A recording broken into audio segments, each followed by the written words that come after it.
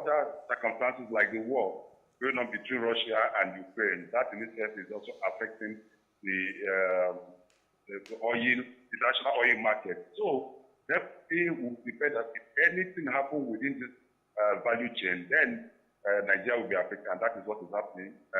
Lucky enough, those of in Lagos, those of us in Lagos are still buying food, driving and buying food. But I can tell you that in the next 2 days, it will hit Lagos as well. Just as it always starts from Abuja. Once it starts in Abuja, within a few days, it gets to Lagos. Sooner than later, it's going to happen in Lagos, and we'll be back to where we were some weeks back. And the government doesn't seem to have an answer to it. NFP will always come out to tell you that, oh, we have enough in our store, we have enough to go around, we have enough to last for 3 months, 20 months, and rest. That is what we call in Lagos Lori Iro, because at the end of it, you come to realize that they cannot meet the demand. And another aspect is that most of these products are also smuggled to our neighboring countries like Chad, like Niger, and Benin Republic. So because of the porous nature of our borders, you see that most of these products, especially those that find their way into the northern part, are moved out of the and sold in other West African region. This will continue until we. And what are we doing now? Let's put Dangote to come on. Dangote good. So on that, I mean, we're also going to run it. I've always been against the monopolistic nature of that Dangote refinery, because we also be held that by monopoly, if Dangote costs, opposite catch food.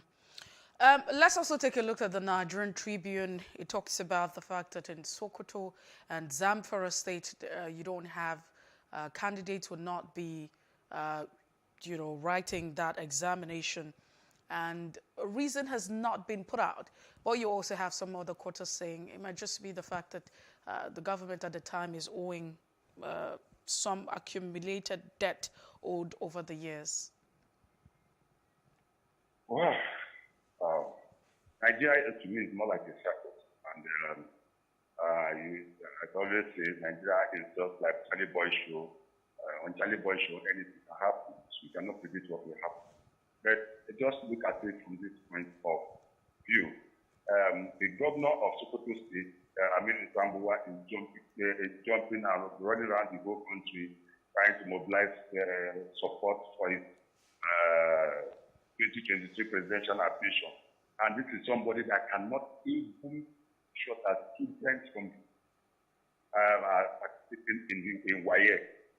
This is an exam that comes once in a year, apart from NECO, which means that if they did this, that they will not be able to have it again next year. So practically everybody like in SS3, in GSS3, as it were, from Sokoto and Zamfara State cannot participate in this. And WAEC is not going to set another date for it, because it is a sub-regional exam. We talk about Sokoto State, Zamfara State. That is the premium that we put an issue concerning education. We are talking about ASU now. It's also the same thing. ASU have gone on strike for another, they extended their strike by another 3 months, which means that before you know it, the whole of this session will be wiped off, just like it did last year, meaning that students are going to lose 2 academic sessions. That in itself is troublesome. And you have Minister of State for Education has gone to pick 100 million naira nomination form to contest for presidency. The Minister of Labour has gone ahead to also pick up his own to contest for. When even the little ones that they are given to manage, they cannot manage. Somebody that cannot manage a ministry, how will he be able to manage a whole country? That is the irony of Nigeria. That is the sad aspect of Nigeria, the Nigeria as a nation. That is the sad aspect of back to Zamfara.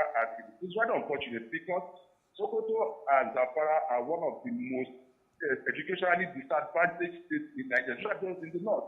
And everything is being done to encourage pupils to go to school in the north.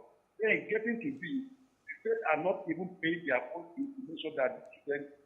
It's rather unfortunate. All right. Let's also stay with another caption. I mean, as much as this would become the major conversation for us. But we'd like to share your thoughts on this one quickly.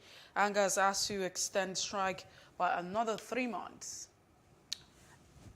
What are your thoughts? Well, I talked about that in the course of my discussion, last discussion, and I said that it's rather unfortunate that this is happening. I have, in the past few days, I've read of certain intervention funds being released for College of Education, Polytechnic, and University. But it's obvious that the demand of housing is not being met. And this is going to continue because governors have taken a backseat now. I can tell you that not only housing or education, so many of other sectors, because our politicians now are focusing on 2023. I have always said this time and time again, and most of these elected officers just used about 2 years out of their 4 years to perform their duties, and the other remaining 2 years they use it either for re-election or try to realign themselves for the next coming election, and that is what is happening. The government, everything humanly possible, so that agreement that they reach with us is fulfilled because the students are just at home. You can see what has happened. Students of University of Lagos, students of Ife, they are still around various TV stations in Lagos.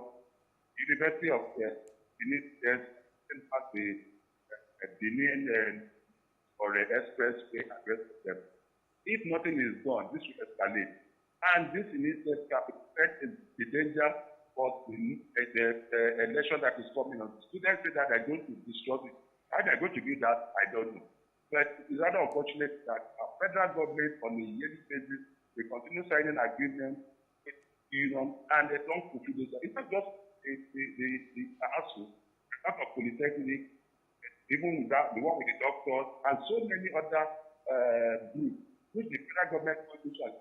The next thing, what they will tell you is, oh, it wasn't time by us, because the government is continuing. And if you cannot fulfill your responsibility, then you resign as a government. That is what happens to everything other parts of the world. But here, it's business as usual, and nobody is. And I've always been determined because of the fact that most of our leaders have their children schooling abroad. Have a law that fights them, that makes sure that their children are in this public university in Nigeria. I don't know where we are. But let's also, stay with education. I mean, a lot seems to be going on in Nigeria, and it's quite unfortunate, if you ask me. Now, the sit-at-home order, you found out that those who are going to be writing the JAM examination, this candidate, some of them have complained of being stranded. There's a lot of mix-up in Enugu, in Anambra, mostly in the southwest. And, the tendency of whether or not these exams would actually hold, if this candidate will be able to write these exams, is also being questionable. What are your thoughts? What can be done? What can the government do? It feels like it's a hopeless situation. It's not a mix-up. What we have in is the problem you have in the southeast is caused by the actual order that has been observed for several months now in the southeast. Yesterday, it was every Monday of these sectors in the southeast, is it in Imo, API, Ebonyi, name them. And what that means is that most of the students are supposed to, that unlike what we had during our time, where we had, during our own time, that was just a one-off. One day, everybody, normally on Saturdays, everybody will sit for the exam, and that is it across Nigeria. Now it has not been segmented because it's now technologically based. So it started on Friday last week, and it's supposed to end yesterday, Monday. But that of the southeast, because of the students, because of the sit at home in the southeast, most of the students do not have and that has been an issue, and for me, that has been a problem. I don't know how JAMB is going to do that, whether they're going to schedule that exam for the southeast. If they don't, then to me, the southeast are going to hold the short side of the stick, because some of us have been saying this for a long time. The economic activity in the southeast is totally fixed. Being people on a basis by the same people who are agitated. How can you be agitating for something and still hurting yourself? There's not only hurting them. You see a situation where so-called unborn women or unborn men are going around killing people. It's the same people that you are saying that you are trying to protect that you are killing. It doesn't make any sense to me. And I think that we should have been able to find a more better approach to this problem, that the way we are going about it, these children are going to meet the dam. And if the dam refuses to conduct another exam, that means they're going to lose their totality next year. That is the whole year lost. The whose interest is this stuff. This is just part of. All right, Chris Kehinde Nwendu, let's also quickly share your thoughts on this or the headline before we call it a wrap this morning on the paper review. You also have on the Punch newspaper the fact that INEC and CBN partnership under threat over Emefiele's APC membership. Personally, my personal opinion, I think that the President Muhammadu Buhari, to me, is the weakest leader has ever presided over this country since 1960. And that is my personal opinion. Because what is happening has never ever happened in the history. Where a civil servant has to take the federal government and also an umpire like INEC to court to determine whether he is put to contest an election or not. CBN governor, never have I ever had that. And we have a president sitting down there and just watching as if nothing is happening. It is the sector, our sector is being affected on a daily basis. This particular sector, the economic sector, is being affected on a daily basis because of the activities of this man. For goodness sake, what is happening?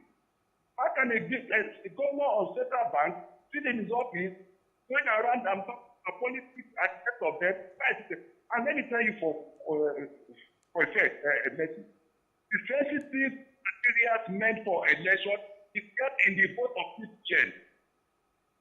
If you make the most people don't understand, those INEC materials are kept in the box of CBN. So you are going to put sensitive materials from election in the hands of somebody who is also contested for the election. Where is the word is done?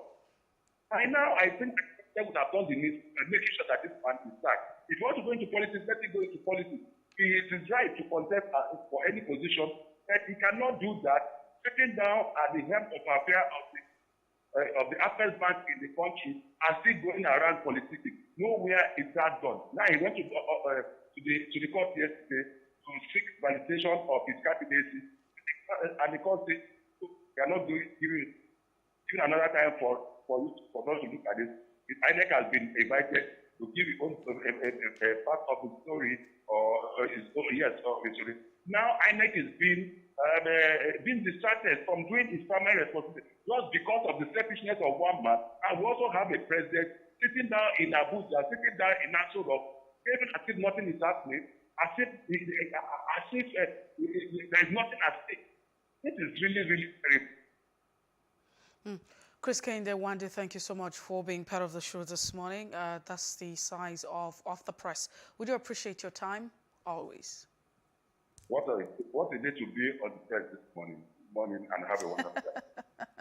I'm sure it's been very intense for you. Thank you. Have a nice day. All right, that's it this morning. I mean, if you look at the conversation, Justin.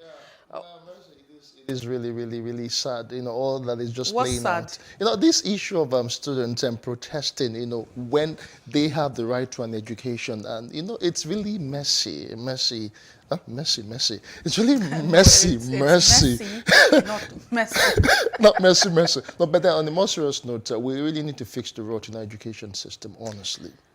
Although you advocated this morning that students shouldn't just idle themselves or while away time this period, that they should actually take to one vocation or the other.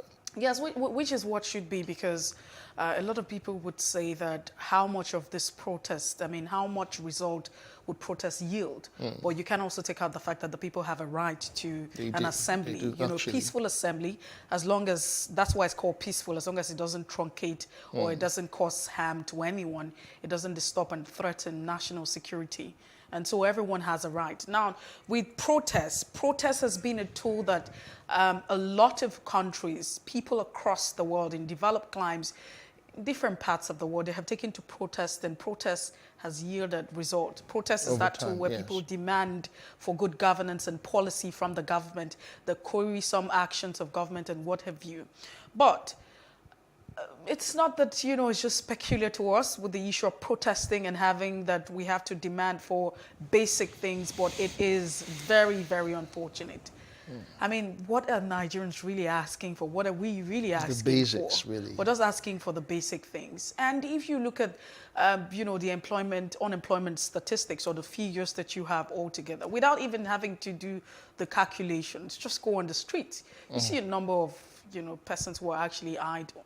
And we have also queried the conventional university structure that we have, because we seem to be paying attention to all of that. So everyone, you raised that question when we're talking that you have about 1.7 million persons who are planning to write the JAM exam. Yesterday, to what yeah. institution? The institution where some persons who were supposed to graduate in 2017 are still in the university till 2022. I mean, really. So where are we going to at this point in time? And to make matters worse, aside from the universities, that from what we hear, the academic staff union of Polytechnic is embarking on strike from tomorrow. So it's almost like a total shutdown, in as much as you read out some amounts that TED Fund said it has released to several universities. But at the end of it, have they actually addressed all of the issues that ASU is demanding? Because if you just scratch the surface, what about the main issues, really?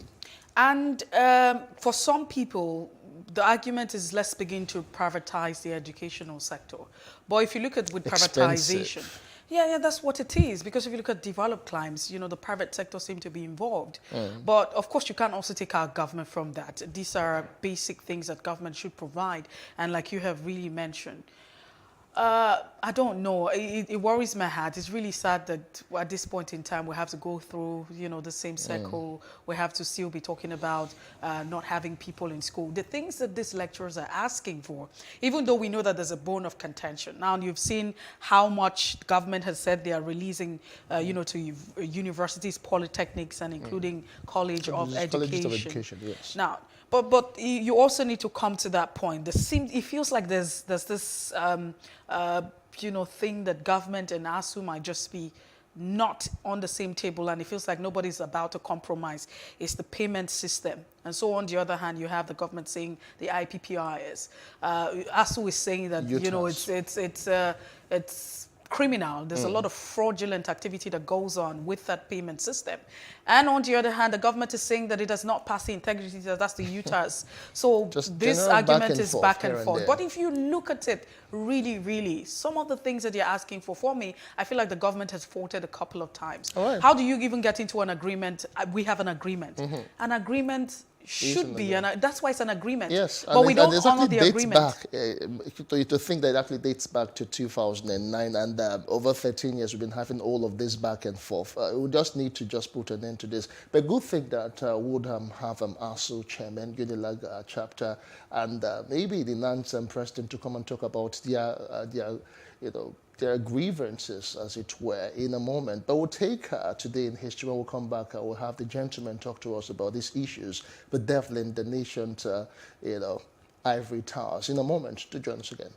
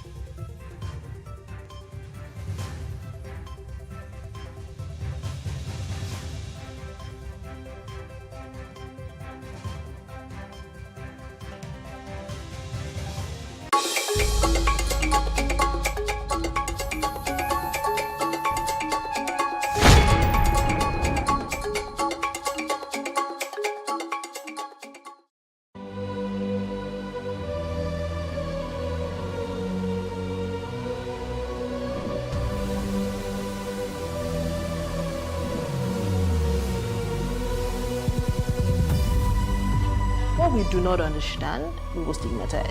What you can see is the remaining of the tanker that exploded. The suspect equally confessed.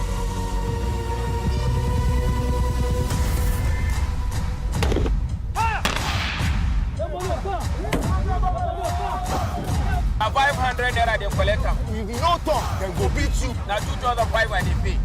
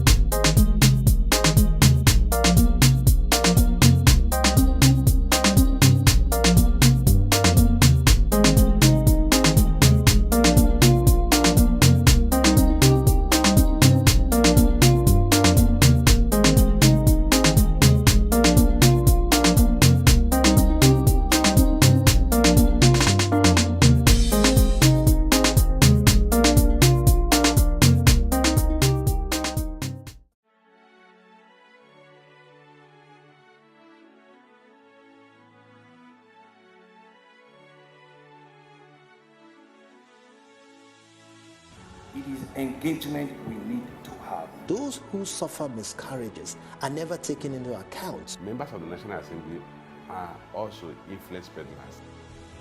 You are sitting on Nigerians' money. From the barbing, I pay my rent. From the barbing, I send my children to school. A consultative engagement. No any tangible notification before they ban us. It's one thing for people to be at your back and the heat of the moment, and another thing for them to still be with you when push comes to shove. I will do everything to take Lagos out of the national grid.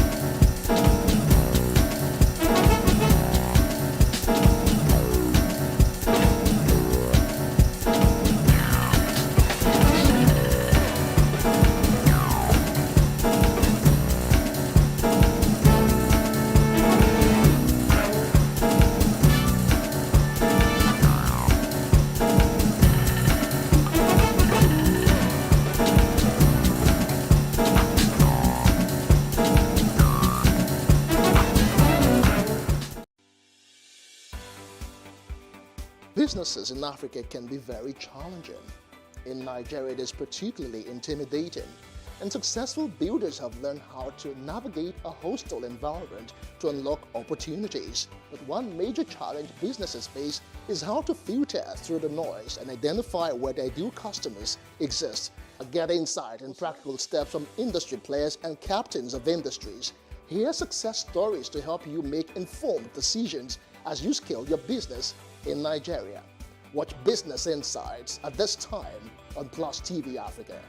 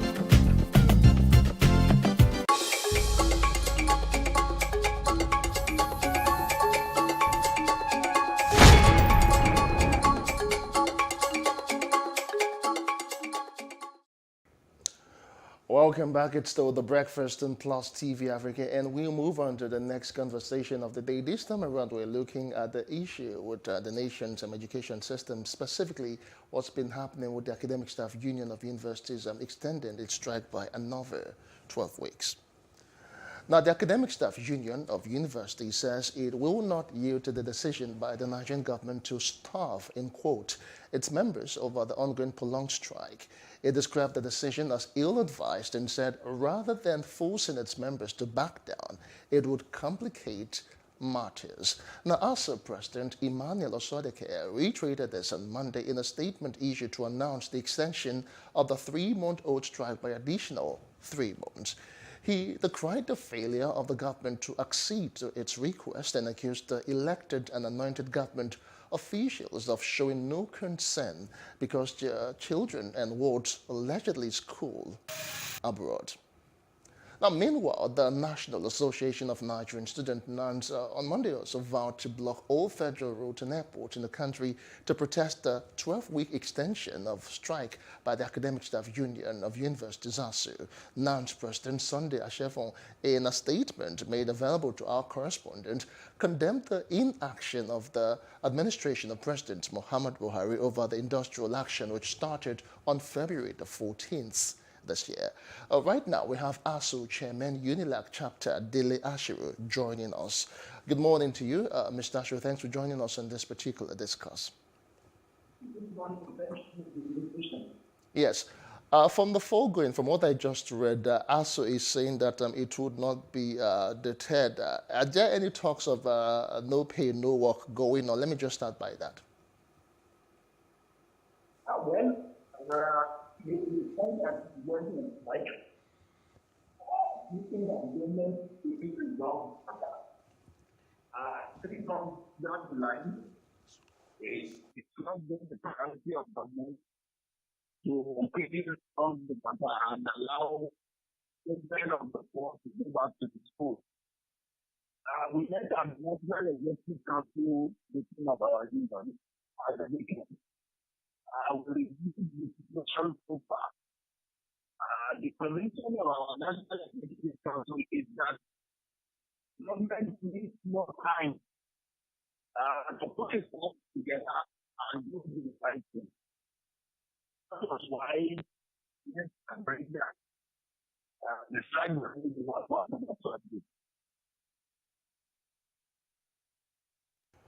Mr. Ashiru, are you still there? Yes, I'm there. Okay, fine. We have a report, from the federal government. Let me just read something to you so I could actually get your reactions concerning that. Let me just read it verbatim.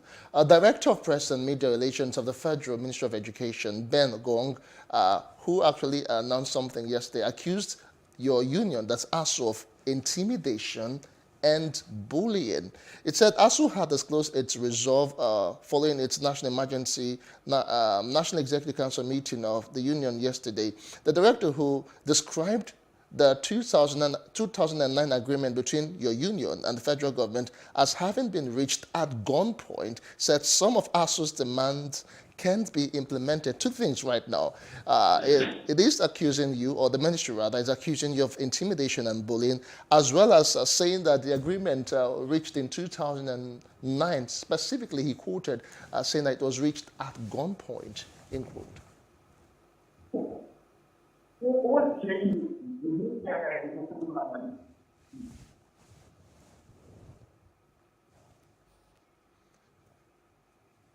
All right, we'll try and reconnect with Dele Asher. We seem to be having some audio issue with him, but we'll try and get that all sorted out. So, Mercy, it is surprising, all that is coming out from this since yesterday, ASU extending its strike by 3 bones, and the Federal Ministry of Education claiming that the agreement in 2009 was reached at quote-unquote gunpoint, and is saying that ASU is intimidating and bullying the government. No, so, but if you actually get to a point where you say there was an agreement, right, that means you actually agreed to whatever it was. So I really don't understand the dynamics surrounding saying that it was reached at the point of bullying, but you got to a point of agreement, you agreed to it. That's what it is. So now you're trying to tell us the process that led to it. I really don't know if there was a gun literally put to the heads of those who were representing government at that point. Maybe we need to get all of that explicit. But what the people know, because what's being made available to the public is that ASU and the federal government had gotten into an agreement, and you had agreed to, some certain terms that they had presented to you.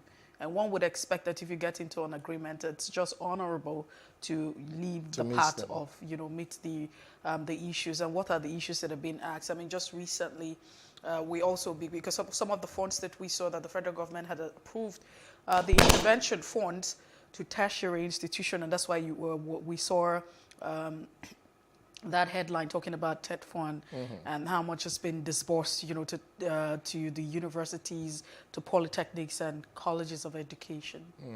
It's really surprising. I don't know. So a lot of people would say that that particular disbursement was done just because of ASU was actually bent on continuing strike. But we have Dele Ashiru back. Thanks for staying with us, Mr. Ashiru. Yeah, you see, it appears that government is now bereft of ideas. Because how would you tell the world that an agreement you freely entered into in 2009, 13 years ago, was done at gunpoint? Our union only has pen, we don't carry gun. Not only that, government that has reached more than 3 memoranda of action with our union on the 2009 agreement, we now turn around to say that it's been bullied. Then it shows that we have a bunch of people who really don't know what governance is. Because if they do, they will understand that they are toying with the lives of millions of Nigerians and act in the best interest of the country. How many of those who are talking about reaching agreement at gunpoint and you have their children schooling in Nigeria? The ones that are in Nigeria in privileged schools, now they have ensured that there is educational stratification between the rich and the poor in a society that should be egalitarian. So if today they really don't know how to defend their ineptitude and inefficiency in governance, the best way to go is to apologize to Nigerians and quickly call our leaders and resolve the crisis in the interest of the country. Okay, let's also look at another one. It talks about the approval of intervention funds. The government is saying they've approved intervention funds, and that's why you have the top fund, some amount have been approved to public institutions. So you have ASU, the universities, the polytechnics, and the colleges of education. Does that not count for anything? What exactly is it that ASU is still asking for? We are not asking for intervention funds. And they cannot be throwing crumbs at us. What we are asking government to do is to conclude the renegotiation of the 2009 agreement so that we stop talking about 2009 in 2022. That's one. Number two, we are forcefully enrolled on IPPIS. We have proved to government that IPPIS is a fraud. The people who are operating it are fraudulent. The IPPIS is compromising the sovereignty of our nation and destroying the fabric of our education system. And we should be taken out of that platform. Those are our core demands. We are not asking for funds from the master's table. And nobody should say they have released intervention funds and consequently they have what is also strongly for.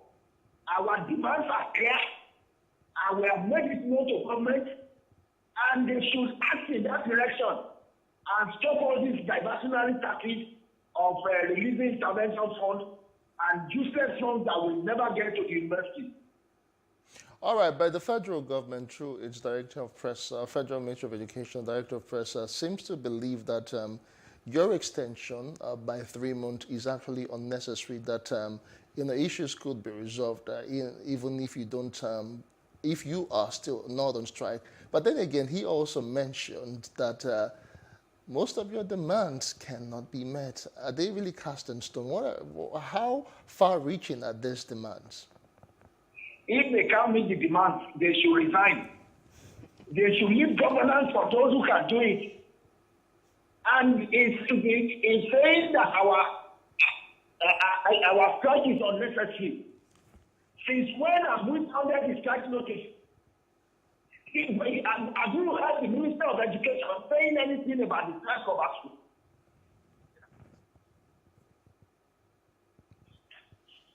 Mr. Ashu, are you still there? I am here. All right. Still on that, I'm not trying to hold the fort for the federal government, but it seems to believe that over the years it has been doing so much into the investor system. It quoted that TED Fund is pumping in a minimum of about 230 billion into the universities yearly. How true is this, and how far has that actually gone? Has it really changed anything in the university system? I am not in a position to know how much they have pumped into Nigerian universities. They should ask vice chancellors who are their colleagues, who are together destroying the education system, to respond to how much they have shared to them over the years. What we are saying is even the state fund that they are talking, in the side of our union, they took us off the board of state fund because of our critique of the way they disburse the money. And now today they have made one of the image of our union the executive secretary of that fund. And now they are treating the society with issues about the situation in the university. What we are simply saying is that if they are giving money to university administrators, they should ask them what they have done with it. So are you saying, Mr. Ashu, are you saying that this? Are you saying that this money is being disbursed? The principles of collective bargaining and review that agreement in the interest of our members. So are you saying that this money is being disbursed to the universities, not actually appropriated to what they are supposed to be used for? I don't get that question, please. So are you saying that these monies that TED Fund has claimed are being disbursed to the universities are not actually used for what they should be ordinarily used for in the university system? You do your investigation as a journalist. There are a lot of abandoned TED Fund projects all over the university. the corruption that is going on between TechFund and their contractors and the university administrators. For which our union struggle that the administration panel said, up to now, the white paper of the administration panel is still in the Ministry of Education. That ministry is inefficient and is the one destroying education in Nigeria. And there are no claims from that ministry should be taken seriously by any Nigerian. They will sit in Nigeria and they are awarding contracts in all the zones of the federation, collecting kickbacks from contractors. So how are those contractors going to efficiently deliver on the mandate that they have?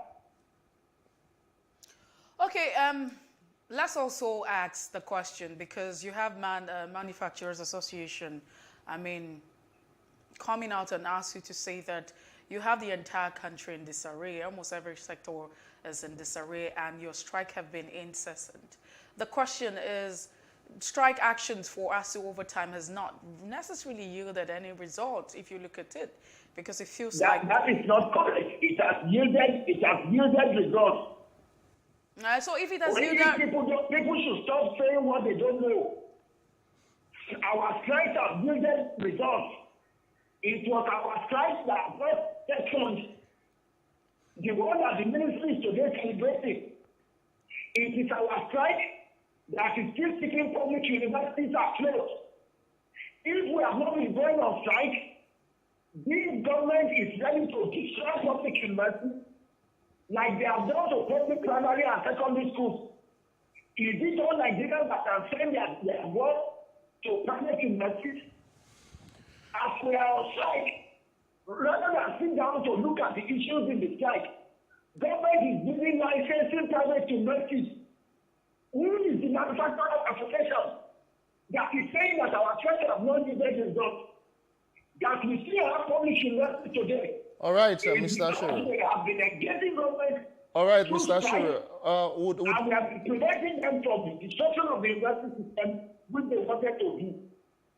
All right, Mr. Ashiru, we'll still come back to you, but right now we understand that we have Sunday Ashefon, the president of National Association of Nigerian Students, NANS, joining us right now. Good morning to you, Sunday Ashefon. Thanks for joining us on this particular discourse. Sunday, can you hear us? Well, Sunday, can you hear us? Yes, okay, yes, let's get back to Daily Ashiru. I will try and connect with Sunday. Hello, Sunday, can you hear us? Yes, I can hear you. Good morning. Good morning. Can you hear me too? I can hear him. Hello, Sunday. Good morning. Good morning. I can hear you. All right, Sunday, if you can hear us, from what we have seen all over the papers, your union, the National Association of Nigerian Students, plans to shut down airports and roads in the coming days over this particular strike. Can you give us an update? Thank you so much for bringing me in on the show this morning. First and foremost, let me thank all the media houses who has been giving support to Nigerian students since the beginning of this strike. I must commend everyone. Let me start by saying this. We saw it coming that ASUU is going to roll over again, and we felt Nigerian students need to do something to avert it, and that is why we came up on the 1st of this month to issue a statement after our ESCO's meeting, and we believe the government will even engage or call the lecturer. We asked them to a meeting where issues like this can be resolved. But unfortunately, it seems we are not seeing anything. And what we believe now is, as a leader of Nigerian students, we have to, take our destiny into our hand And immediately we saw the news of ASU extending the strike again for another 12 weeks. I quickly called for an executive meeting, which via Zoom, we met yesterday. And we agreed that let every NAS JCC in our various states, with all the SUG presidents in all our campuses who are closed, and all the zonal executives should move out as a matter of urgency to, show their grievances by blocking all the federal route, moving to airports, and moving the economy of every state down, so that let all the governors in our various states feel the heat. The government must feel the heat. We cannot fold our hands and be staying at home for another 3 months. Yes. So in 2020, we were at home for 9 months. Now these have started like the child play in February 14. See where we are today. Seems the government, like I've said, they are not talking about us. Our issue is no longer discussed. And our interest as Nigerian students, I've always said, and I'll continue to say it, this presumptive battle between the federal government and ASU is only affecting Nigerian students. ASU, if they call ASU to a meeting, that is when you can be talking about ASU shifting grant. I've seen a lot of people. I was on a radio interview from Port Harcourt today. They called me there. Some people are saying this and that. But I told them, when you have not been called for a meeting, how do you want to shift the grant?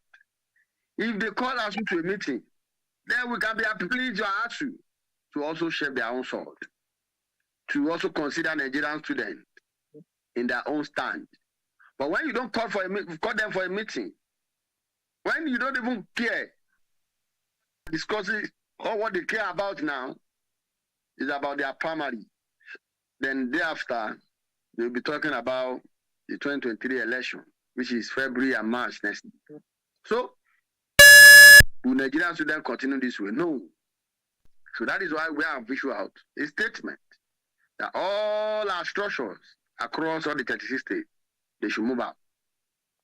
Let these our parents, let these bourgeois, let these capitalists see, by the time they miss their flight, by the time they could not meet up with their appointment, that they will know there is a fire on the mountain.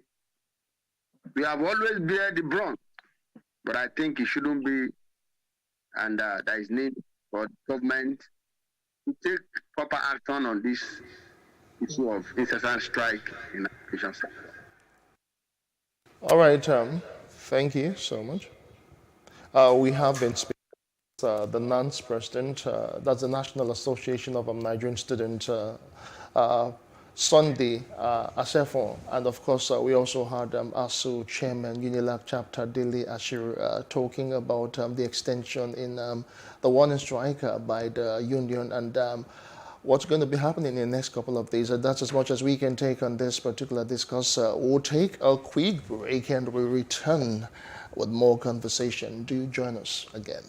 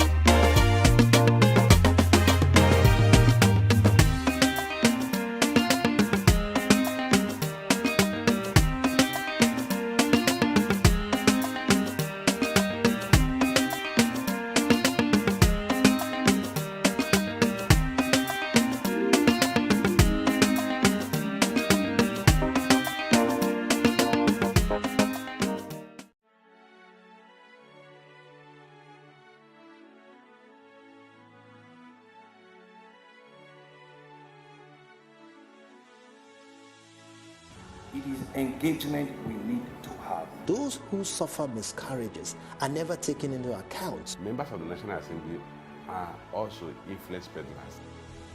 You are sitting on Nigerians' money. From the barbing, I pay my rent. On the barbing, I send my children to school. A consultative engagement. No any tangible notification before they ban us. It's one thing for people to be at your back and the heat of the moment, and another thing for them to still be with you when push comes to shove. I will do everything to take Lagos out of the national grid.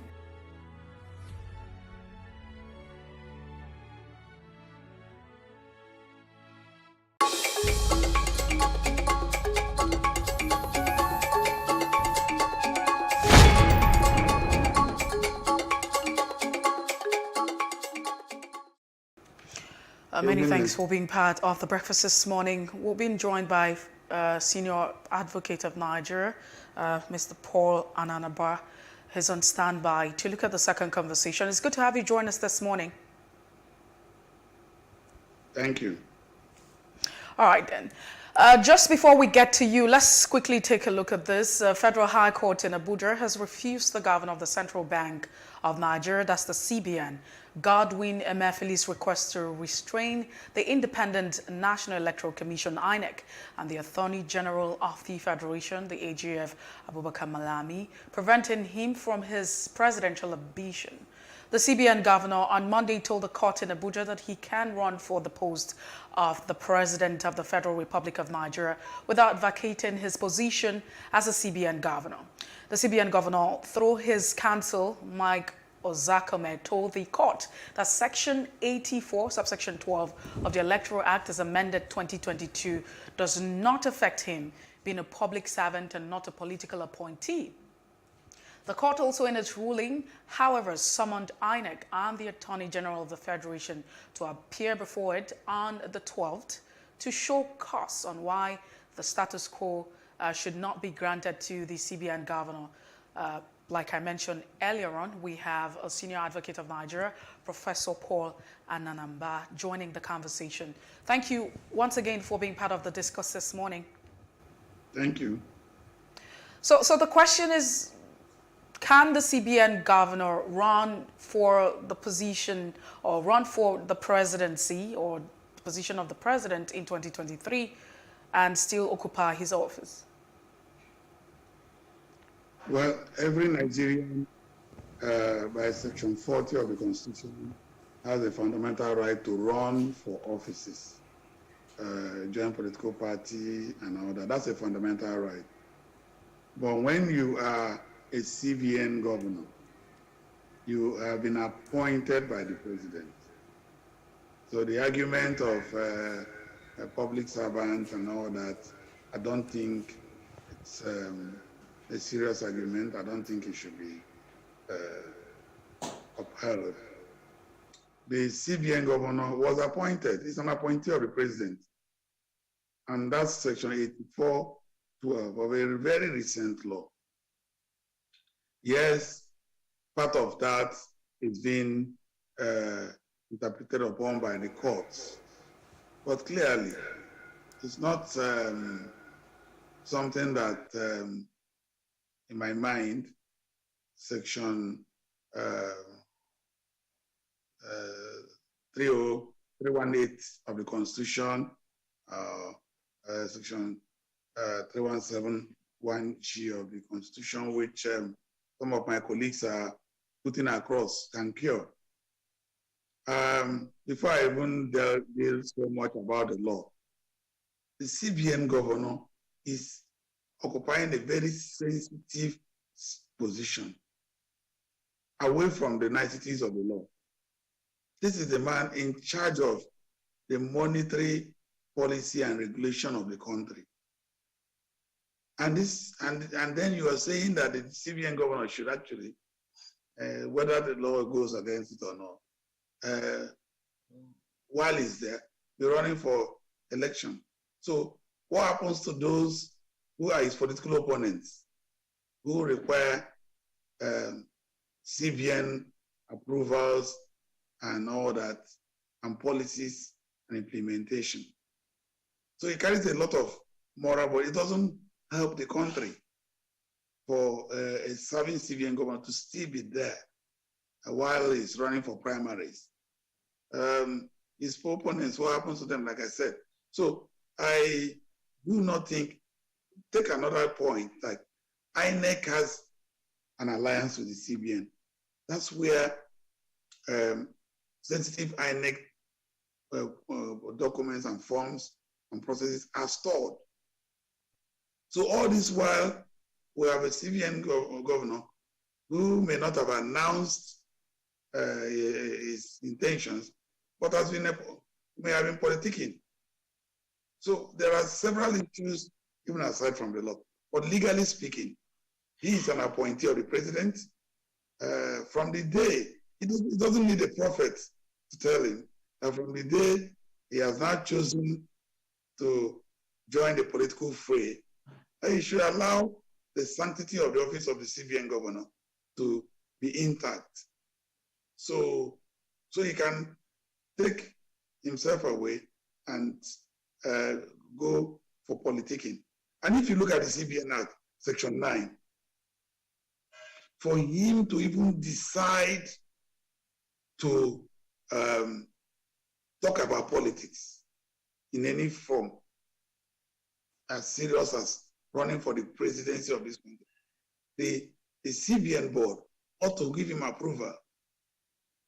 And in the suit he filed a few days ago, the CBN board and the CBN is not a party.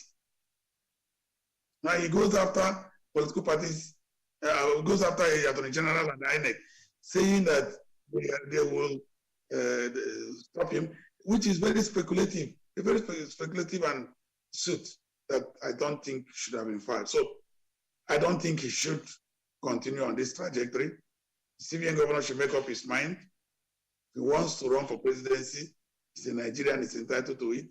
He should excuse himself from the office of the CBN governor. But if he doesn't, if he wants to be a CBN governor, let him be. He cannot be carrying an elephant and be, using his leg to find where some minor insects are. He has to take a decision in the best interest of this country. That's my position. Thank you. All right. But what then is the essence of having the summon? The court asking that you have the Attorney General of the Federation and INEC come through on May the 12th. What's the essence of all of that if we understand that the law is very explicit? I mean, it's very explicit that he's, the CBN governor is partisan. Now, when if a suit is filed in court, the court has its own procedures. No matter how a case looks, the court will go through due process. That's why we go to courts. Now, having filed that suit, he wanted to obtain an order. Just as you've been hearing, an ex parte order is made and all that, and there's confusion. The judge dispensed justice. The judge is mature. The judge did his job properly. The judge now says, I will not give you an ex parte order behind the Attorney General and the INEC. Go and serve them this process. Let them come. And then we'll discuss whether you can, while you are still holding the CBN office, you'll be using it. The time you will use to go to politic, while you're still giving, where will you get? Who owns it? So there are a lot of things that has to be looked at before the court decides whether to say, yes, you can, or you cannot. It is still in court, so we'll wait what the court will say. But while we are doing that, I think the CBN governor needs to do a deep thinking. Look at our economy. Look at how much a dollar is. Look at how much a pound is. Now, we are grappling with serious financial issues in this country. Do we actually have the luxury of the CBN governor, going for politics. When he was not in politics, how did the economy fail? How has our currency policies gone? That you now add a distraction of politics. But let's also look at this. You are a senior advocate of Nigeria. What kind of democracy and electoral process have we been practicing?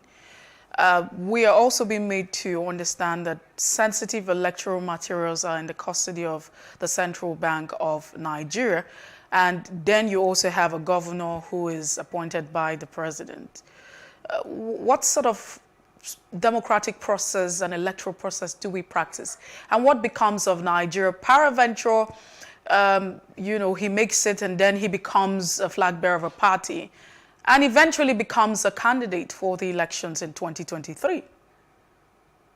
Well, I had alluded to it, I touched it earlier. It is a tragedy we are facing in the country. It's going to put a lot of pressure on INEC because it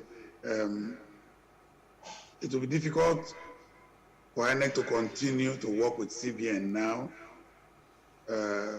in respect of all. There are several things that INEC will do with CBN to ensure that elections are free, fair, credible, and acceptable. Now, with the entrance of the CBN governor into this fray, INEC will have to do a rethink. We'll have to re-strategize. That is an added load. Because you know what it is? Across the country, all the sensitive documents, forms, and processes of CBN, who are they going to work with? Are they going to work with commercial banks? Are they going to build safes? Are we going to say, oh, well, don't mind, it's just the CBN governor? CBN governor is a serious position in CBN. So it's a challenge, but I think that there will be a solution. And that solution will be for the CBN governor to make up his mind, and in the interest of patriotism and the generality of Nigerians, to decide whether he wants to be a CBN governor or whether he wants to be a president. All right, so just to put differently, to just rest this matter as it is, for him to be justified to run, he just has to resign his position as the CBN governor, right?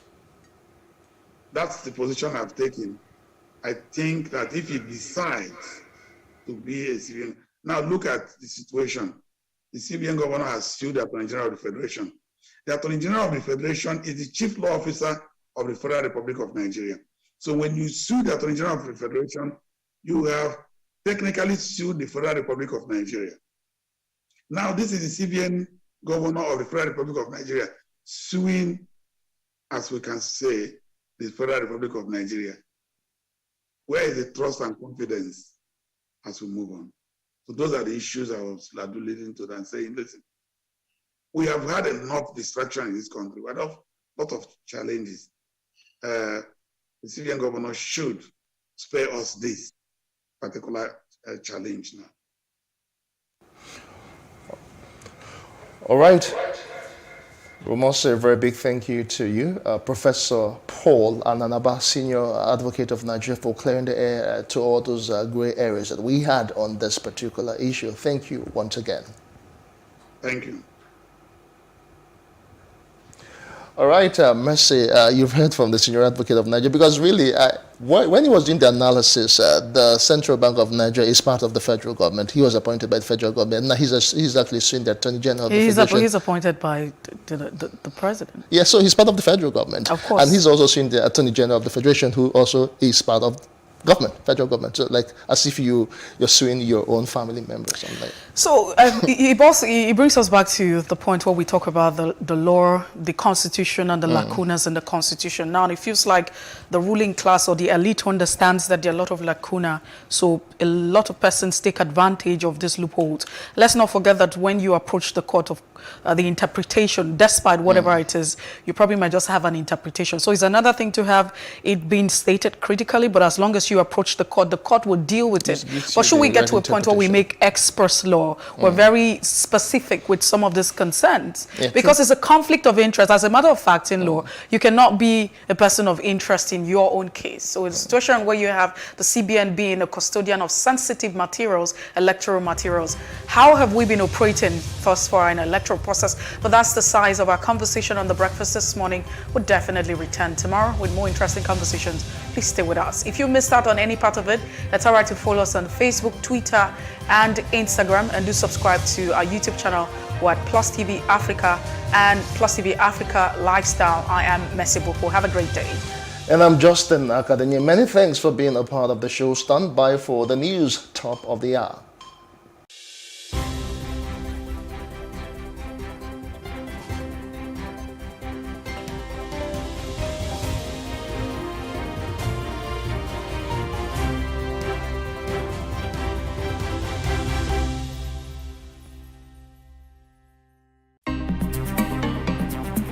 Life can be fun and rewarding, but it also comes with some risk. As in business, you win some, you lose some. And that's why you need to be wise in the choices you make. It's like placing a bet. Again, you need to be wise. Wise in choosing an innovative platform with the highest market options and highest odds ever. That's why Winners Golden Bet, the leader in online, in-shop, virtual, and live sports betting, gives you enhanced platforms that offer you the best chances of winning. For betting on live soccer matches, live dog races, and virtual games, Winners Golden Bet is your best bet. Instant payment of winnings guaranteed. Play online or in any of our numerous shops nearest to you. Hey guys, be wise. Play on Winners Golden Bet. Winners Golden Bet, the wise choice.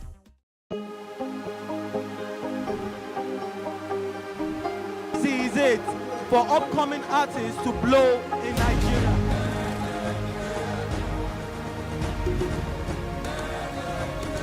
Welcome to Plus Trending. I am Buki November, your host, saying thank you for joining us on today's episode. Welcome back. It's tea time on Plus TV Africa. Practice makes perfect. I'm not perfect yet, but I'm a lot better than I used to be. He's a king. He's entitled to marry 100 if he wants to.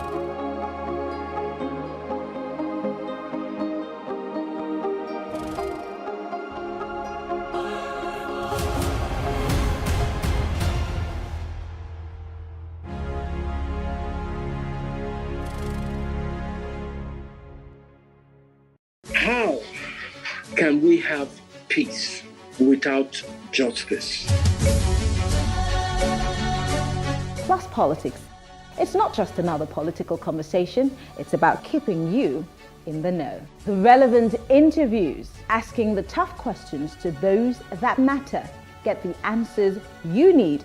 Does it mean that the people who were injured, people who were shot at, those who were involved in that stampede are not going to get justice? It is unfortunate, it is sad that we have a government of deaf and dumb. Analysis from top experts. The last election was not really an election. We feel that Obasanjo has a very special place in his heart for hating Ijaw people. I think it really boils down to two things. One, trust and accountability. Plus Politics, every weeknight at 7 p.m. on Plus TV Africa.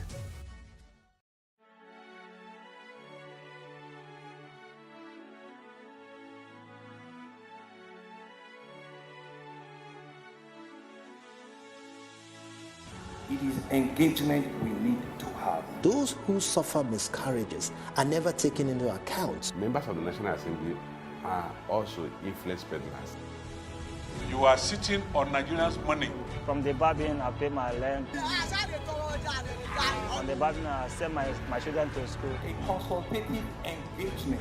No any tangible notification before they ban us. It's one thing for people to be at your back and the heat of the moment, and another thing for them to still be with you when push comes to shove.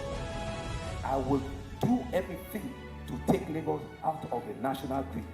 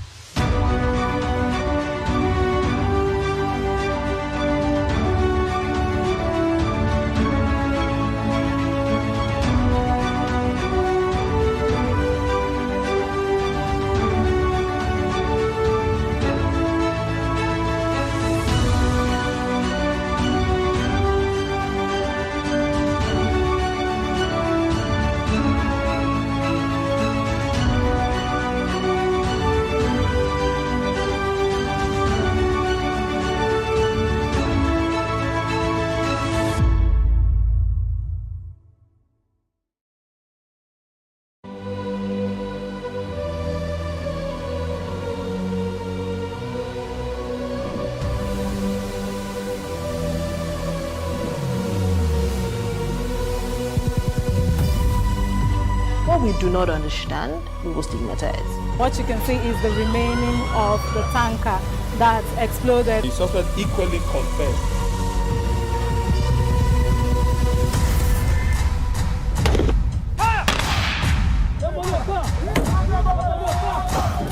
A 500 naira they collect them. If you no talk, then go beat you. Now 2,500 and they pay.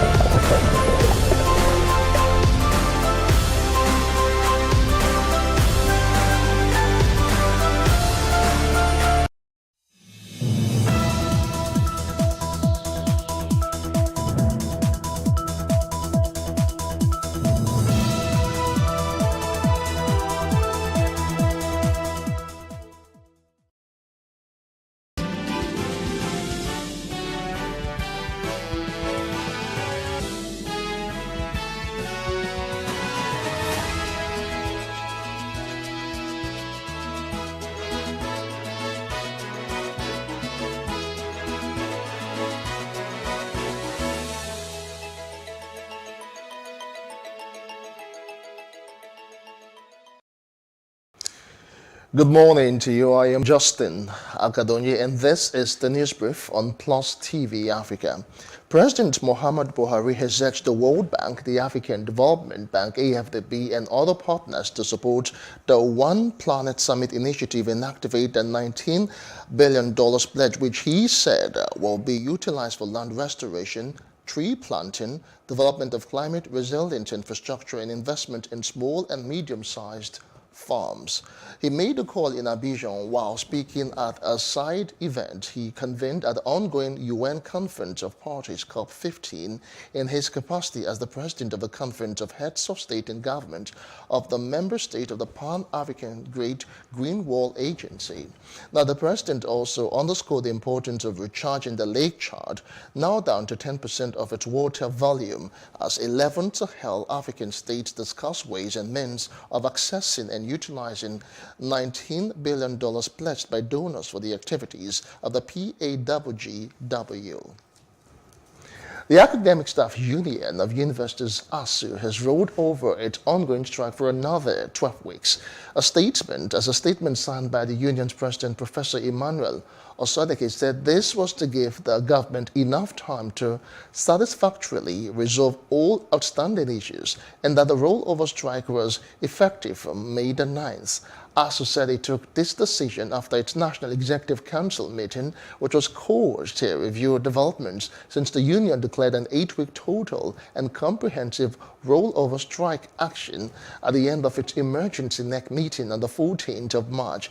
Now, some of ASU's demands include the release of revitalization funds for universities, renegotiation of the 2009 FGN ASU agreement, release of earned allowances for universities or lecturers, and deployment of the UTAS payment platform for the payment of salaries and allowances of university lecturers.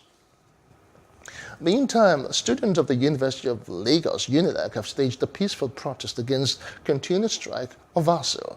They walked on the road singing solidarity songs up to their school gate, demanding that the government resolve the strike and let them go back to school. They, however, said this is just a warning strike, and that if the government does not listen to them, they will occupy the streets. Solidarity forever, we shall always In front of University of Lagos Gate, the students of the school gathered to protest. They are demanding that the government should ensure they return to school. Margaret Akiwande, a mother of one of the students, joined them in solidarity. I'm here to support my students, my children, because I'm a mother. I want ASUU to go back to school, to resume. If one person that wants to come out as a president can purchase a form for 100 million, it means they can afford to be the demands of ASUU. They are not lazy youths, because when they go abroad, they all excel. It is the women that vote and the youths. We have the vote, so we keep our votes. The students who sympathized with their lecturers because of their remuneration let out their emotions. They said the protest would continue if the government did not resolve the issues. Government has become very irresponsible, and it is very clear. So there is no ground that they are even shifting, or there's no ground that they have even made right now. The government has not even called for a single meeting with ASUU. And yet this is a government that negotiates with bandits, negotiates with terrorists, but cannot negotiate with workers. NANS have said there's not going to be any presidential primaries for the PDP or APC if they don't. That's a very good demand.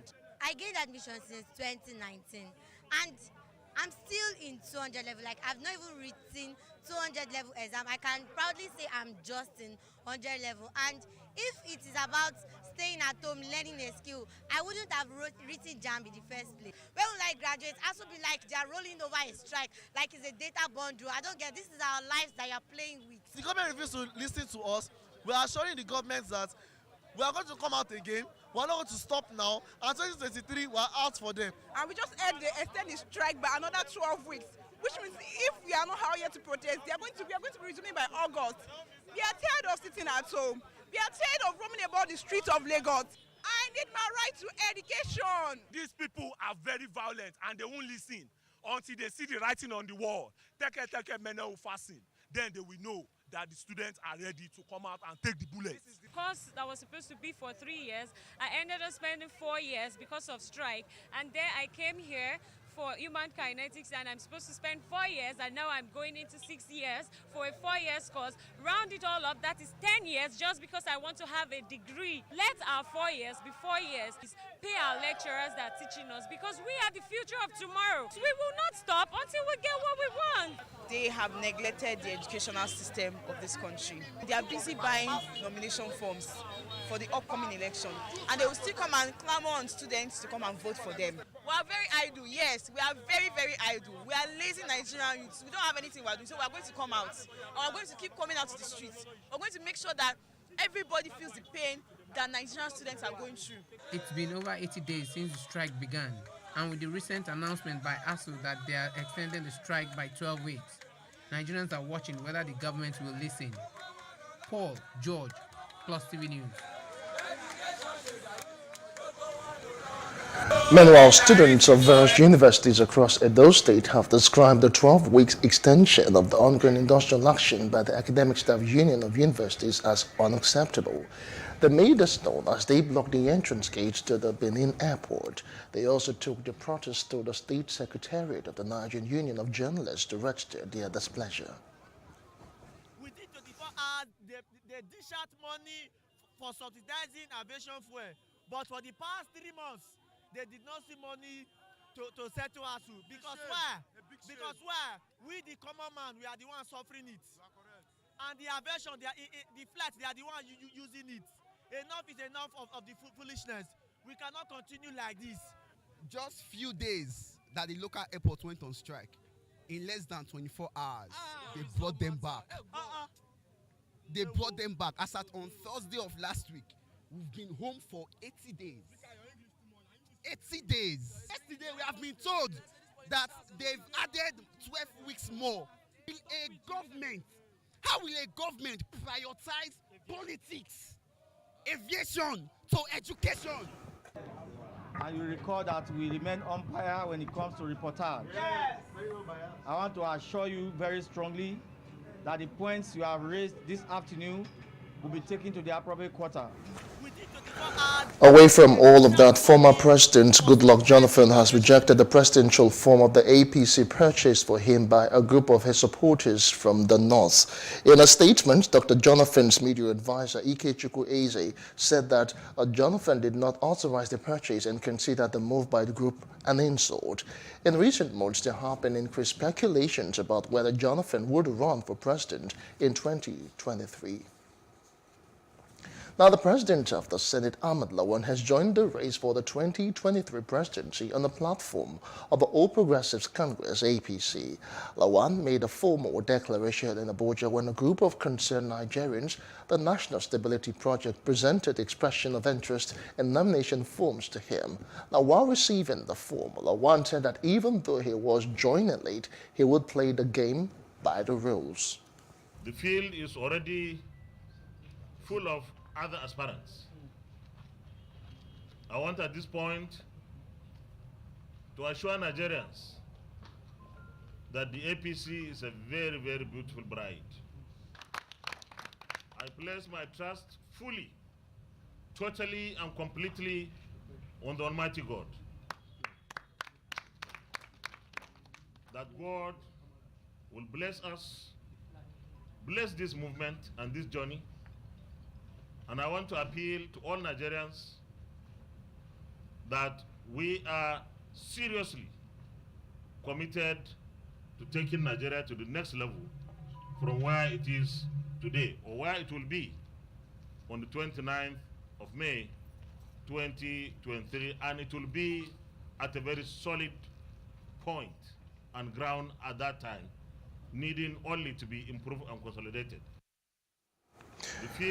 In a related development, Minister of State for Petroleum Resources Timipre Silva and the Cross River State Governor Ben Ayade have obtained their nomination and expression of interest forms in Abuja ahead of Tuesday's deadline for the sale of nomination and expression of interest forms for the All Progressives Congress.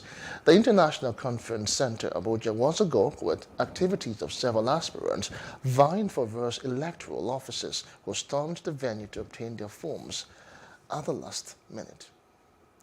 The former Senate President Bukola Saraki says that Nigeria needs good leadership to emerge in the forthcoming elections for the sake of unity and development of the country.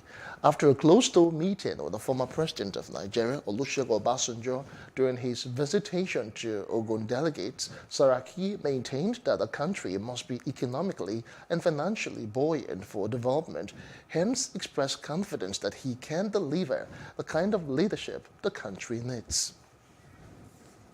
The kind of leadership this country requires, I can provide that leadership. And in my consultation with delegates across the country, I can see a change. People are looking for capacity. People are looking for somebody that can unite the country. People are looking for somebody that's not about north or south. People are looking at somebody that's not about what religion he worships. People are looking at somebody that has the energy and the capacity. And looking at the experience and people who have been able to stand. Because you need a bold and courageous president. Because decisions that we need to take as a country today requires courage and bold. It's not just about just being president for the sake of just an ambition. It's not an ambition. We're in a very, very delicate as a nation. Still on the 2023 presidency, the Cross River State Governor, Professor Ben Ayade, says he will be Nigeria's next president given his pedigree and the support enjoyed from Nigerians. Ayade made this known when a concerned group of persons known as Sons and Daughters of Cross River presented him the APC nomination form to run for president in 2023. Now, the governor assured that he will tackle the problem of poor electricity supply head-on. He said he was ready to deploy a workable solution to fix the problem once and for all. On whether or not he stood the chance of emerging as the party's choice being a southerner, Ayade assured that the leadership of the APC would find a lasting solution to the issue. Now, a federal high court in Abuja has refused the governor of the Central Bank of Nigeria, Godwin Emefiele's request to restrain INEC and the AGF, Abubakar Malami, preventing him from his presidential ambition. The CBN governor told the court in Abuja that he can run for the post of the president without vacating his position as the governor of the CBN. Now, the CBN governor, through his counsel, Mike Ozekome, told the court that Section 84, subsection 12 of the Electoral Act, as amended 2022, does not affect him, being a public servant and not a political appointee. The court, in its ruling, however, summoned INEC and the AGF to appear before it today to show on May 12th rather, to show cause on why status quo antebellum should not be granted to Emefiele. Now, all is not well at the All Progressives Congress in Plateau State, as 18 governorship aspirants have threatened to dump the party if the leadership goes ahead to select a particular candidate undemocratically. They made this known during a press briefing in Jos, the state capital. They raised the alarm over a plot by the governor of the state and his family and some members of the party to hijack the party's primaries in the state. State Governor Right Honorable Simon Bakola Long, with members of his first family, his wife and his brothers, his father-in-law, Mr. Cyril Samuel, the Accountant General of the state, Mr. Festus Fantu, the Deputy National Secretary of APC, anchored by the member representing Bangshin Kanke Kana at the National Assembly, Right Honorable Yusuf Adamudak, to subjugate the collective will of the members of APC by imposing a candidate on members of the party in the person of Dr. Nentawe Yilwada Goshen, which is unacceptable to all of us. They warned the leadership of the party that any attempt to impose any candidate on them will be met with stiff resistance. They also claimed that the aspirant being imposed is still serving as an INEC resident electoral commissioner. Party leadership, as umpires, should maintain their neutrality and limit their choice during voting, as any overt attempts to take sides will surely erode the confidence reposed on them. Any state executive member who wishes to campaign openly for an aspirant must resign his or her position. The Plateau State APC Governorship Forum has unanimously resolved that before the governorship primaries, we shall present to the party a consensus candidate who has the quality to win at the general election against other parties' candidates. Party leadership. And away from political matters, mixed reactions have trod the ongoing demolitions at the Ebutemeta area of Lagos State, where the permanent secretary of the State Emergency Management Agency, Dr. Olufemi Oke Osoitolu, confirmed that the buildings failed integrity and structural tests. Jacinta Obioko tells us more.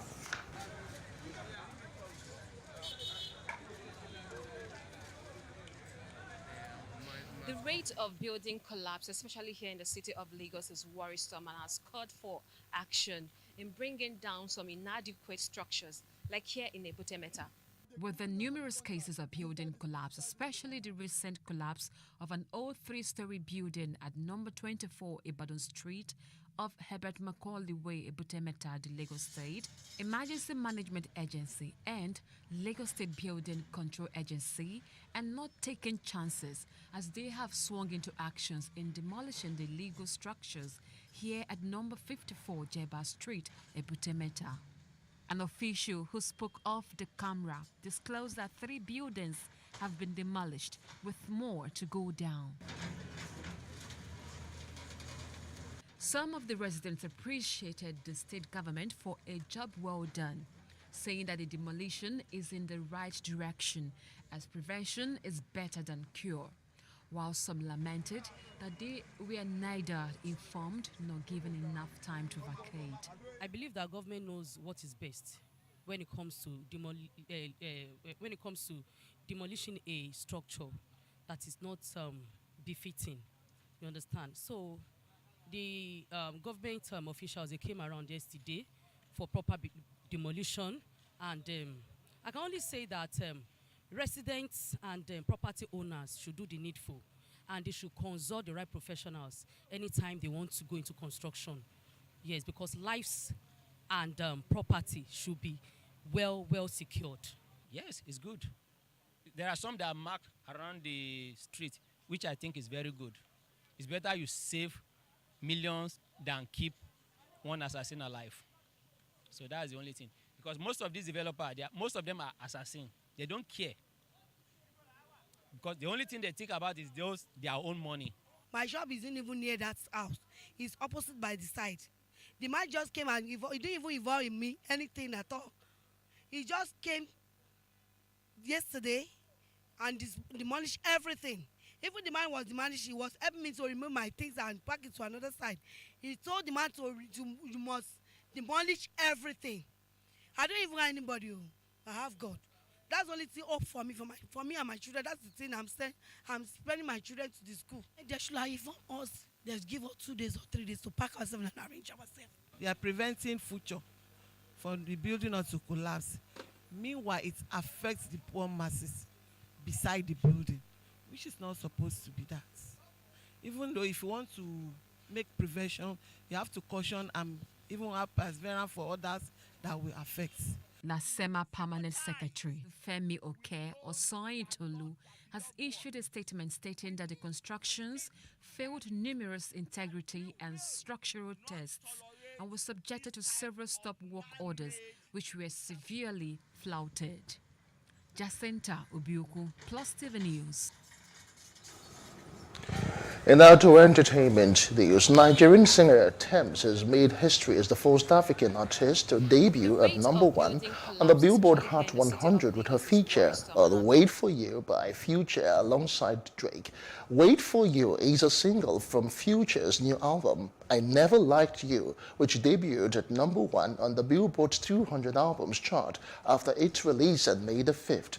Now, Wait For You debuts with 40.2 million streams, 7.9 million radio airplay audience impressions, and 6,400 downloads sold in the April 29 to May 5 tracking week, according to Illuminate. Now, Tems has also made the second Nigerian artist to go #1 at all. Wizkid did it first when he was featured on Drake's #1 hit, One Dance, in 2016. She has also hit a Hot 100 as featured on Drake's Fountains, #26, peak September. Pop artist Andy Warhol's famed 1968 silkscreen portrait of Marilyn Monroe sold for $195 million at auction on Monday, a record for a work by an American artist sold at auction. Now, Short Sage Blue Marilyn is one in a series of portraits Warhol made of the actress following her death in 1962 and has since become one of pop art's best-known pieces. Held in the collection of Swiss art dealers Thomas and Doris Arman, it was sold by Christie's at an auction in New York. The pre-sale estimate had reached as high as $200 million. The painting sold for a hammer price of $170 million. Added fees gave it a final price of $195 million. The sale broke the previous record for an American artwork at auction of $110.5 million set in 2017 for a 1982 painting by Jean-Michel Basquiat. Sports news. Now, Democratic Republic of Congo's winger Jody Lukoki has died at the age of 29, with the cause of his death currently unknown. Now, Lukoki came through the ranks at Dutch giant Ajax before spells with PEC Zwolle, Bulgarian club Ludogorets, and Turkish side Yeni Malatyaspor. He won 3 Eredivisie titles with Ajax, signed for FC Twente on a 2-year deal. Now, Lukoki had his contract terminated by Twente in February for what the club described as event in his personal life. Lukoki represented the Netherlands at the youth international level, but opted to play for DR Congo, who made his senior debut in 2015. Well, let's talk tennis now. Fabio Fognini ousted Dominic Thiem in the first round of the Italian Open on Monday as the Austrian continues to struggle and remains winless on the year. Now, Thiem, who is coming back from a wrist injury which prevented him from defending his US Open crown last year, showed some encouraging signs but made 22 unforced errors in a 6-4-7-6 defeat by the Italian. TM started brightly, kicking things off with an ace on the first point of the match and also produced a couple of trademark forehand and backhand winners, which earned him a reputation on the tour. But it was Fognini who broke force the 4-0 serve to serve for the opening set after the Italian got the better of TM on the longer rallies with his superior court coverage.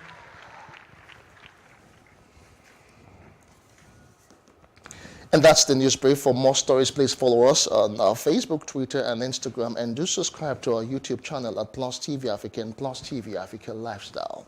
I am Justin Akadonye. Many thanks for watching.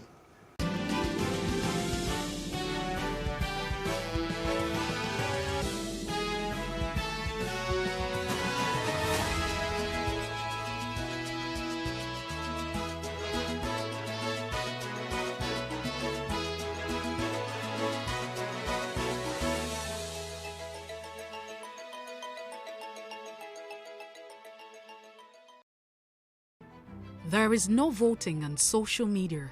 To vote, you would require a permanent voter's card. To get your PVC, visit cvr.inecnigeria.org. Create your account with a valid email address and start the registration process. An activation link will be sent to you. Click on the link and activate your account. Fill out the form, pick and submit a convenient date and time for your biometrics. Print the application slip, which should have your QR code. On the appointed date, go to the nearest INEC office for your biometric capturing. Thereafter, you will get a registration slip to pick your permanent voter's card when ready.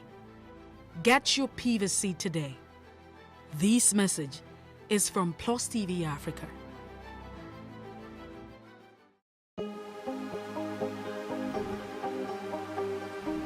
This is it for upcoming artists to blow in Nigeria.